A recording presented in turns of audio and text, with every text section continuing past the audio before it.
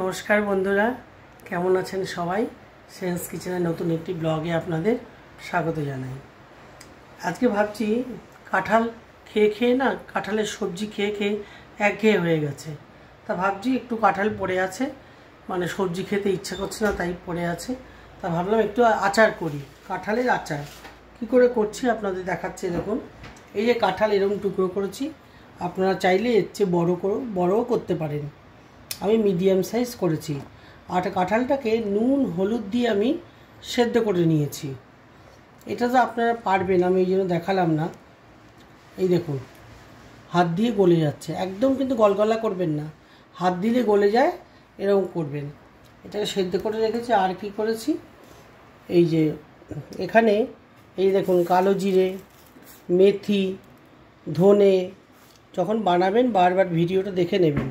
কালো জিরে, মেথি, ধনে, জিরে আর মৌরি, এই সব কটাকে আলাদা আলাদা করে এই যে এই তাওয়াতে দেখুন, এই তাওয়াতে ড্রাই ফ্রাই করেছি, জাস্ট তেলে নিয়েছি।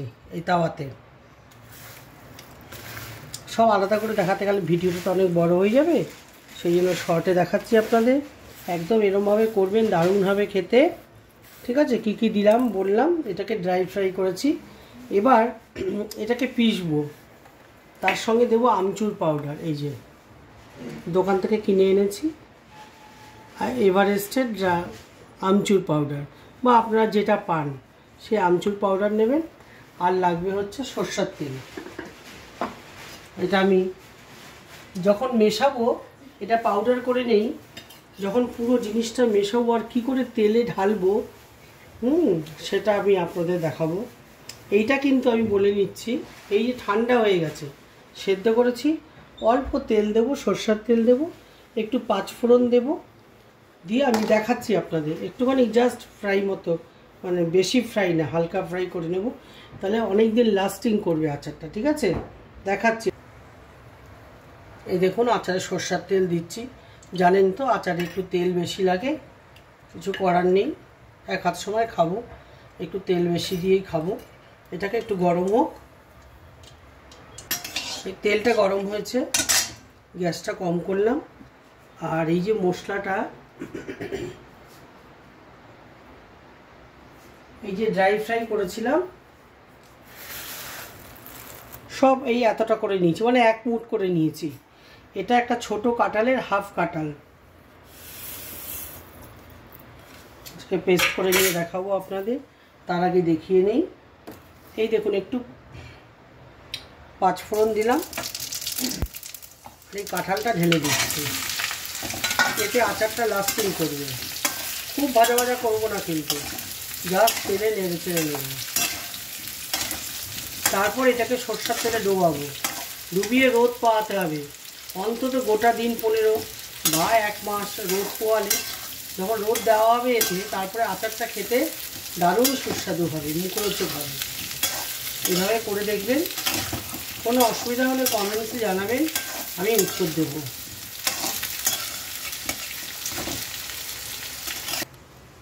পুরো জিনিসটা মিক্সিতে পেস্ট করে নিলাম, মানে পেস্ট মানে পাউডার করলাম বিনা জলে।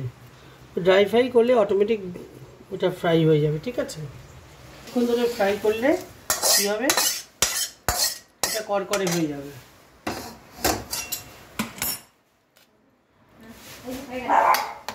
এবার সব মশলা মাখিয়ে কী করে আমি একটা ডাব্বাতে রাখবো সেটা আপনাদের দেখাচ্ছি।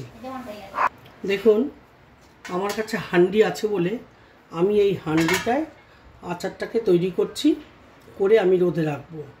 আপনাদেরকে যেমন পাত্র থাকে, স্টিলের পাত্র হলেও চলবে। আমি প্রথমে দেখলাম তো, একটু নাড়াচাড়া করে নিলাম তেলে। এইবার আমি একের পর এক দেবো, কি কি দেবো দেখতে থাকুন, আর বারবার ভিডিওটা চালিয়ে। প্রথমে একটু নুন ছড়াচ্ছি, একটু নুন দিয়ে সেদ্ধ করা আছে, তবু একটু নুন লাগবে। তো নুন সব দিয়ে আমি মাখবো। এই নুনটা দিলাম, এই দেখুন সানরাইজ মাস্টার্ড পাউডার, এই পাউডারটাও একটু দেবেন।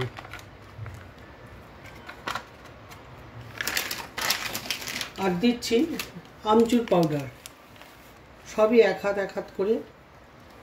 আমচুর পাউডারটা একটু খাট্টা ভাব আসবে, সামান্য তারপরে দেবো এই দেখো চিনি পাউডার করে রেখেছি।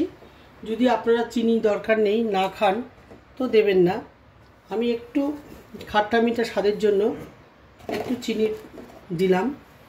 এটা পাউডার করে দিলেই ভালো হয়। এবার যে মশলাটা করে রেখেছিলাম আপনাদের দেখিয়েছি, সেই মশলাটাকে দিলাম। তেলের শিশিটা নিয়ে এসছি।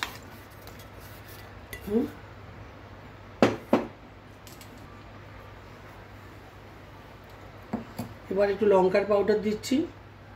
এটা বেশি যে যেরকম খান দেবেন, বেশি লঙ্কা হলে খেতে পারবেন না। এর আগে লঙ্কার পাউডার দিলাম দেখলেন তো। এবার কাশ্মীরি মির্চি পাউডার দিচ্ছি, কেন না কালারটা হওয়ার জন্য। এতে কিন্তু কোনো ঝাল হবে না, বেশ সুন্দর একটা রং আসবে, আকর্ষণীয় হবে খাওয়ার জন্য। কাশ্মীরি মির্চি পাউডার দিলাম। এটা আপনারা আন্দাজ করে দেবেন, একটু কম বেশি হলে কোনো ক্ষতি নেই, একবার বানালেই আইডিয়া হয়ে যাবে। এবার এটাকে আমি দেখুন পরিষ্কার হাত দিয়ে মাখছি। সমস্ত মশলা দিয়ে এই আচার দিয়ে, দোকানে বাইরে কিন্তু যে বড় বড় কোম্পানিগুলো আছে আচার তৈরি করে, তারা কিন্তু এইভাবেই করে। এই আচারটা যে মাখছি আমি এবার, এই দেখুন এইখানে ঢালছি, কিন্তু এখানে ঢালছি। এবার এখানে তেল ঢালবো এরপরে।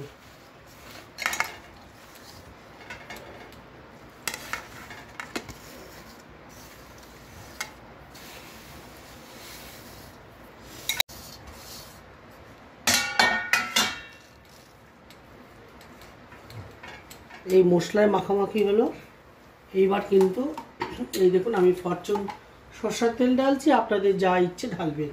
ফরচুন সরষের তেল ডুবিয়ে দেবো কিন্তু, দিয়ে এবার রোদে রাখবো। দেখছেন তো, এই দেখুন আচার প্রায় ডুবে এসছে এরকম। এটা পুরো তেলটা টেনে নেবে, নিয়ে সামান্যই দেখা যাবে উপর দিয়ে। এটা কোনো আন্দাজ নেই, এরমভাবে ঢালবেন। এই দেখুন এখানটা করো, ফোকাস করো। এই দেখুন তেলটা যা সামান্য উপরে ভেসে আছে, ঠিক আছে। এবার এটাকে আমি নিয়ে রোদে রাখছি।